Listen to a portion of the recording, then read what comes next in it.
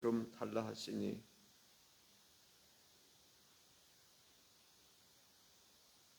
사마리아 여자가 이르되 당신은 유대인으로서 어찌하여 사마리아 여자인 나에게 물을 달라 하나이까 하니 이는 유대인이 사마리아인과 상종하지 아니함이더라.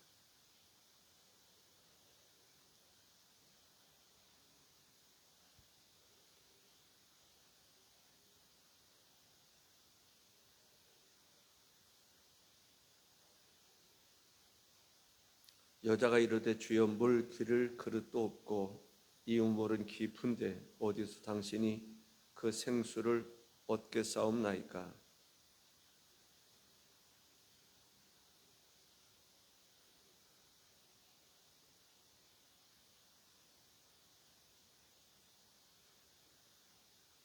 예수께서 대답하여 이르시되 이 물을 마시는 자마다 다시 목마르려니와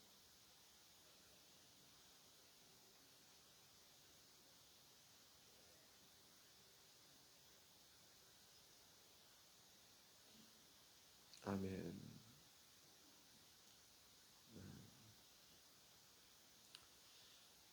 기도하시겠습니다. 주 하나님, 이 시간을 복된 시간으로 삼아 주셔서 말씀을 듣는 우리들의 모두의 마음속에 하나님의 영이 충만하게 하시고 말씀이 임하여서 말씀과 더불어 우리가 성령님과 더불어서 승리할 수 있도록 주께 영광 올려드릴 수 있도록 주님을 영광롭게 할 수 있도록 인도하시기를 원하오며 예수님의 이름으로 기도하옵나이다. 아멘. 오늘 본문에서 보면 사마리아라고 하는 곳에 한 여인이 살고 있었습니다. 어떤 이유에서인지는 모르지만 그 여인은 여러 차례 결혼을 했고 또 지금 살고 있는 사람도 이제 뭐라 그럴까요? 정식적인 그 결혼을 하지 않고 이렇게 동거하는 사람이 있었습니다. 나름대로는 이 세상을 멋있게 살아가고 싶었을 것입니다. 행복하게 살아가고 싶었을 것입니다. 그러나 세상 만사가 자기 뜻대로 되지 않았습니다. 이렇게 살아봐도 별 수 없었고 저렇게 살아봐도 별 수 없었습니다. 이 남자는 나에게 만족을 줄 수 있을까? 또 저 남자는 어떨까? 이 남자 저 남자 살아봤지만 여전히 그 마음속에는 공함이 있었습니다. 아마 동네 사람들이 이런저런 이야기 중에서 그 여인에 대한 이야기도 했을 것입니다. 다른 사람들은 아침이면 우물가로 와서 우물을 기르면서 서로 수다도 떨고 이야기를 했지만 이 여인은 그들과 함께 어울리고 싶지 않았습니다. 그래서 오늘 우리로 말하면 점심때쯤 돼서 태양볕이 뜨겁게 내려쬐는 그 시간에 홀로 우물가에 오게 됐습니다. 아무도 없는 줄 알았는데 우물가에 한 사람이 있었습니다. 바로 예수님이셨습니다. 그 예수님께서 그 여인에게 물을 좀 달라라고 말합니다. 이 여인은 마음이 아마 좀 혼란스러웠을 것입니다. 보아하니 이 사람은 유대인인데 유대인이 나에게 왜 물을 달라고 그러는가? 그런 일은 없었습니다. 앞으로도 없을 것이라고 생각했는데 뜻밖의 유대인으로 여겨지는 그 사람이 사마리아 사람, 그것도 여인에게 물을 달라고 요청하는 거, 여인에게 있어서는 생소했을 것입니다.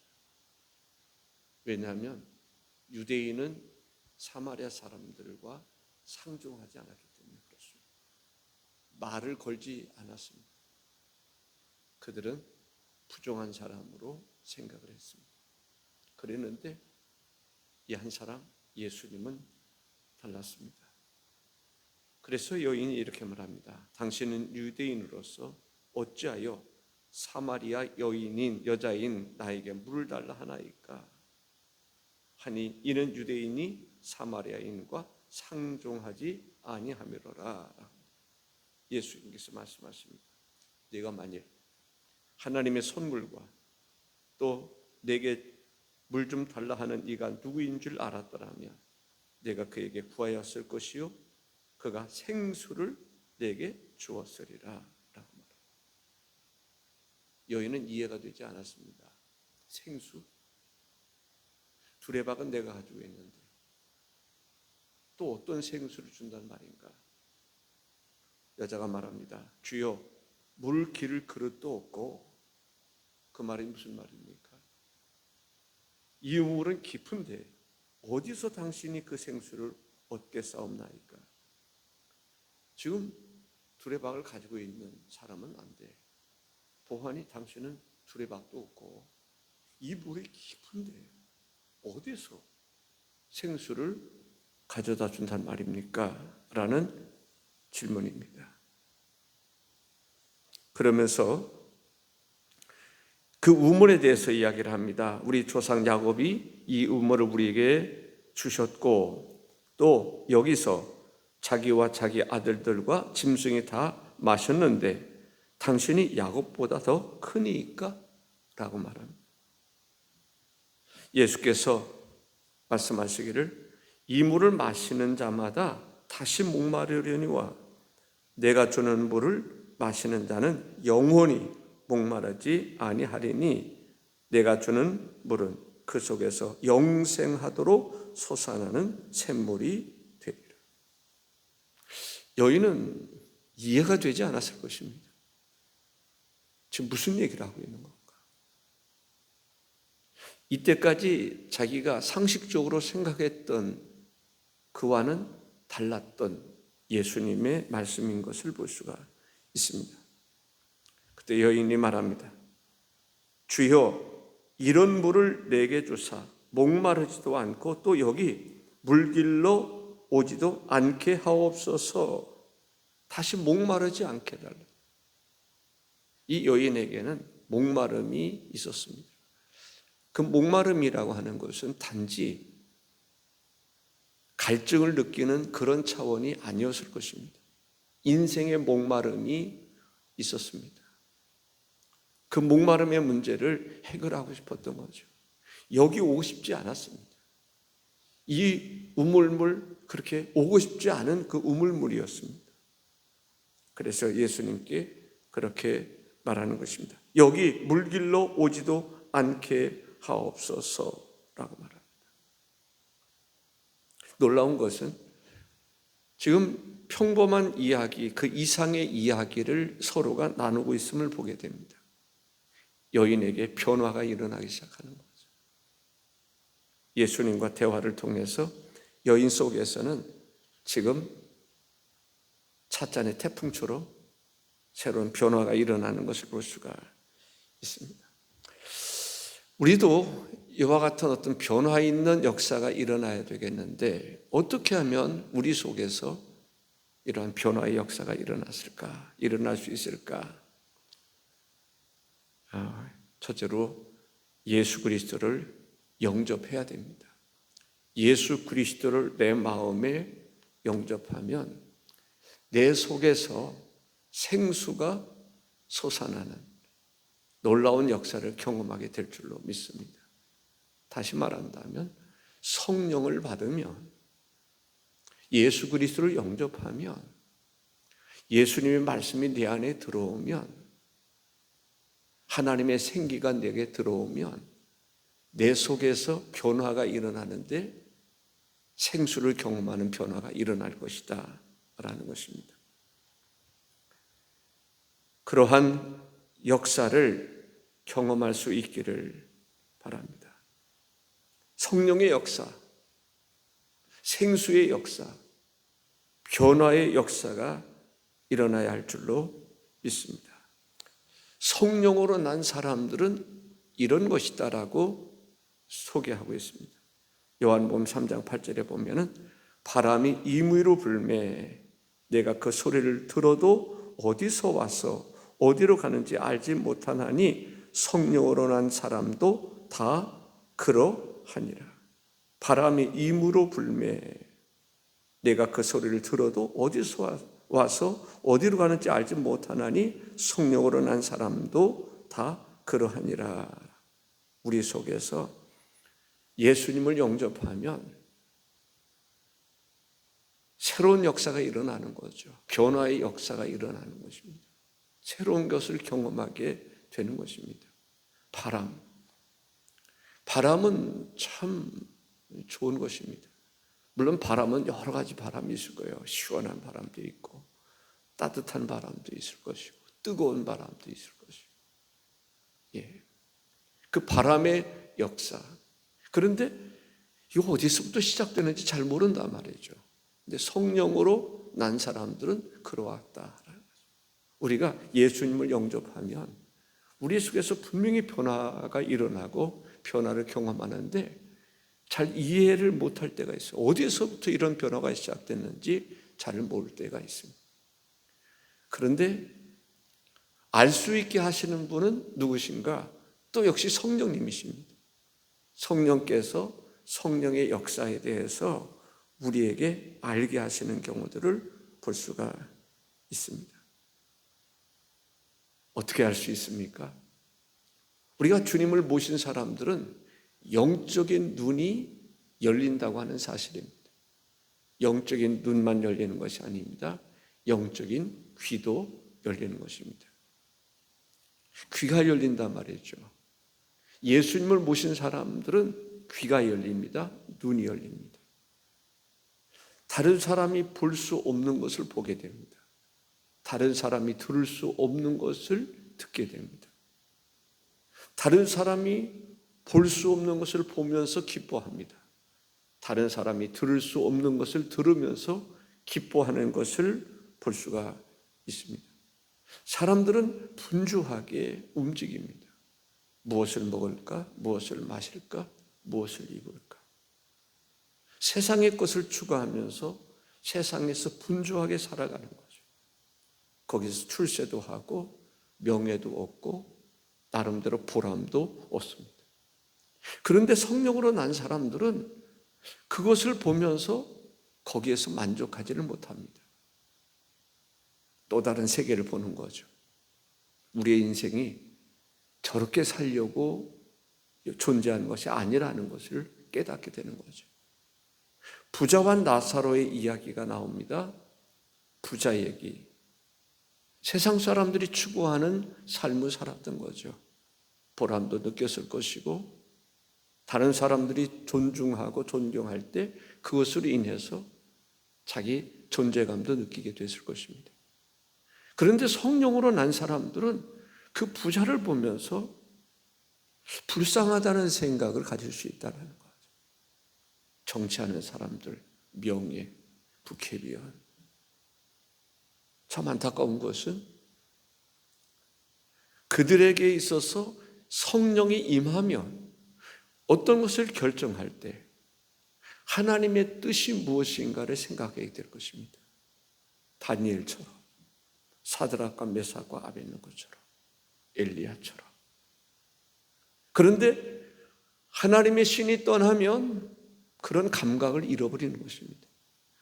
예수 그리스도를 영접하며 정치를 하더라도 하나님의 뜻을 거역하는 정치를 하게 될 때 두려움을 느끼게 될 것입니다.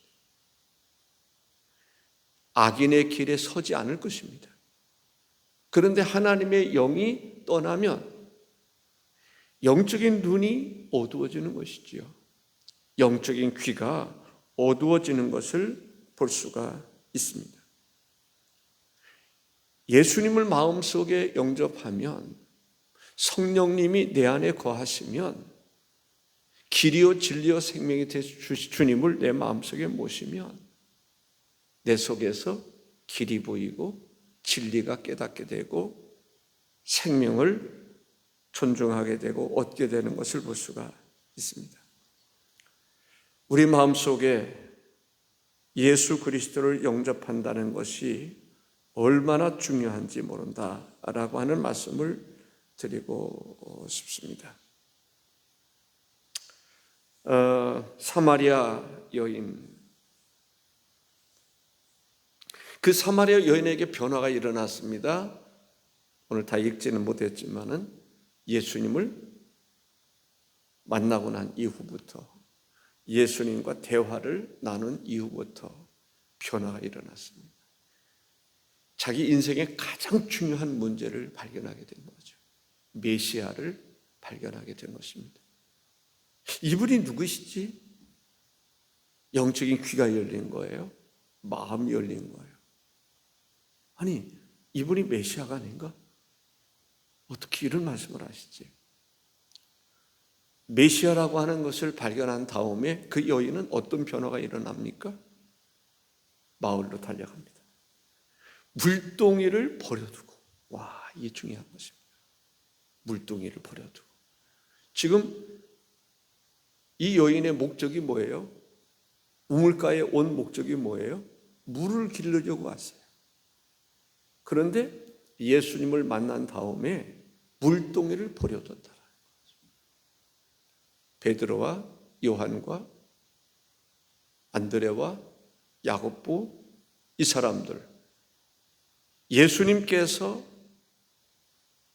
그물을 깁는 가운데서, 그물을 던지는 가운데서 나를 따르라 라고 말씀하셨을 때 그들은, 베드로와 안드레의 경우는 어떻습니까? 그물 던지는 것을 포기했다는 거죠. 배를 버렸다는 거예요. 그리고 예수님을 따릅니다. 야고보와 요한은 그물을 이제 수선할 때 예수님이 나를 따르라 했더니 그거 다 버리고 따랐다는 거죠. 얼마나 감동이 됐으면 자기 직업도 버리고 주를 따르겠습니까? 변화가 일어난 거죠. 예수님을 만나면서 변화가 일어나는 거죠. 수가성의 여인, 물동이를 버렸다라는 표현을 쓰고 있어요. 버려두고 마을로 가서 예수 그리스도를 전합니다. 자기의 수치스러운 거, 오히려 그것을 공개하면서 와봐라, 진정한 선지자가 아니냐, 메시아가 아닌가 라고 전한 것이죠. 요한복음 4장 29절에 보면 내가 행한 모든 일을 내게 말한 사람을 와서 보라, 이는 그리스도가 아니냐라고 말합니다. 좌절했던 사람일 거예요. 절망했던 사람일 거예요. 실망했던 사람일 거예요. 여러 가지 여러 사람을 만났지만 결국 만족감이 없었습니다. 그런데 참된 진리를 발견한 거예요. 내 인생에 참된, 영원히 목마르지 아니할 생수를 발견하게 된 것입니다. 바로 그토록 내 영혼 깊은 데서 기다리고 바라보았던 메시아를 만난 거예요. 그래서 그는 전도자가 된 거예요. 이제는 인생이 바뀐 거죠. 인생의 목적이 뭘까? 그 목적을 발견한 거죠. 나는 전도자가 되리라. 예수 그리스도를 전하는 사람이 되었던 것을 볼 수가 있습니다. 요한복음 4장 42절에 보면 그 여자에게 말하되, 그 마을 사람들이 이제 예수님을 만나게 되고 예수님을 통해서 변화가 일어납니다. 마을의 변화가 일어나는 거예요. 예수님으로 인해서 마을의 사람들의 변화가 일어나는 거예요. 제일 먼저 변화가 일어난 사람은 그 여인입니다. 그 다음에는 마을 사람들입니다. 우리에게도 변화가 일어나야 되겠죠. 가장 먼저 누가 변화해야 됩니까? 내가 변화해야 되겠죠. 나로 인해서 또 다른 사람이 변화되는 그러한 역사가 일어나야 될 줄로 믿습니다. 나 한 사람 변화된 것으로 만족하지 말고 나로 인해서 또 다른 사람이 변화되는, 우리 주변이 변화되고 교회가 변화되고 나라가 변화되고 열방이 변화되는 그러한 변화의 역사가 일어나야 될 줄로 믿습니다. 동네 사람들이 말합니다. 그 여자에게 말하되 이제 우리가 믿는 것은 내 말로 인함이 아니니 이는 우리가 친히 듣고 그가 참으로 세상의 구주신 줄 알미라 하였더라 라고 말합니다. 우리에게도 변화가 일어나야 됩니다. 터치전도를 통해서 진정한 변화가 일어나야 됩니다. 터치전도 새벽 예배를 통해서 변화가 일어나야 될 줄로 믿습니다. 하나님을 찬양함을 통해서 변화가 일어나고, 이제 여기에서 볼 수 있는 것처럼 성령 터치, 인맥 터치, 친절 터치, 로봇 터치, 이러한 분과장을 비롯해서 그 분원들에게서 변화가 일어나야 될 줄로 믿습니다. 진정한 변화, 한 주간의 변화가 아니라 일생의 변화가 일어나야 될 줄로 믿습니다. 요한복음 10장 28절에 보면 내가 저희에게 영생을 주노니 영원히 멸망치 아니할 터이요 또 저희를 내 손에서 빼앗을 자가 없느니라 말씀하고 있습니다. 우리 주님께서는 우리의 인생을 책임져 주실 분임을 믿습니다. 우리가 또 한 단계는 성령 체험을 해야 된다는 거예요. 예수님을 영접할 뿐만 아니라 성령 체험을 해야 된다. 아멘이십니까? 성령 체험, 성령 세례를 받아야 합니다. 성령 세례를 받자. 성령 체험을 하자. 요한복음 7장 37절에서 39절에 보면 명절 끝날 곧 큰 날에 예수께서 서서 외쳐 이르시되 누구든지 목마르거든 내게로 와서 마시라. 나를 믿는 자는 성경의 이름과 같이 그 배에서 생수의 강이 흘러 나오리라 하시니 이는 그를 믿는 자들이 받을 성령을 가리켜 말씀하십니다. 예수께서 아직 영광을 받지 않으셨으므로 성령이 아직 그들에게 계시지 아니하시더라. 배에서 목마르거든 내게로 와서 마시라. 나를 믿는 자는 배에서 생수의 강이 흘러나오리라. 배에서 생수의 강이 흘러나오리라. 어마어마한 것이죠. 강 같은, 강물 같은 물, 아무리 마셔도 마르지 않는 것입니다. 여러분들 강물을 마신다고 생각해 보세요. 강물 아무리 마셔도 강물이 마르겠습니까? 하나님의 그 역사는 배에서 생수가 나오는 역사, 생수의 강이 흘러나오리라고 하는 것은 그 엄청난 역사가 일어나는 것을 볼 수가 있습니다. 이제는 우리 혼자 마실 수 있는 게 아닙니다. 또 다른 사람에게 줄 수 있어야 됩니다. 강에 생수의 강이 흘러나오래요. 그 강물을 혼자 다 마실 수 있겠습니까? 또 다른 사람에게 얼마든지 줄 수 있는 것입니다.